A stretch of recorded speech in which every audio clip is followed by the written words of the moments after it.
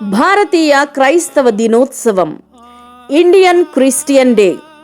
క్రీస్తు శకం 52వ సంవత్సరంలో యేసుక్రీస్తు 12 మంది శిష్యుల్లో ఒకడైన తోమ క్రీస్తు సువార్త నిమిత్తం దక్షిణ భారతదేశపు కేరళ రాష్ట్రంలో మలబార్ తీరానికి వచ్చి అక్కడ సువార్త చేసి సంఘాల్ని స్థాపించాడు.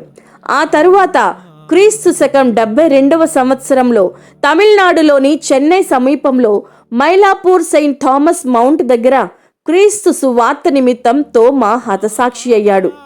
నాటి నుండి తోమ బలిదానాన్ని జ్ఞాపకం చేసుకుంటూ జూలై 3న సెయింట్ థామస్ డేగా ప్రకటించారు.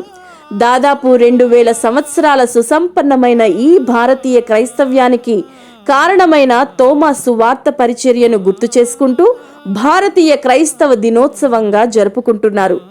భారతీయ సాంస్కృతిక వారసత్వ సంపదలో మన గుర్తింపును కాపాడుకుంటూ ఐక్యతను పెంపొందిస్తూ క్రీస్తు శకం 52లో అపోస్తలుడైన తోమా ద్వారా భారతదేశానికి తీసుకొని రాబడిన ప్రభువైన యేసుక్రీస్తును, ఆయన సువార్తను బట్టి సంతోషించడం అనేది భారతీయ క్రైస్తవ దినోత్సవం యొక్క దర్శనం.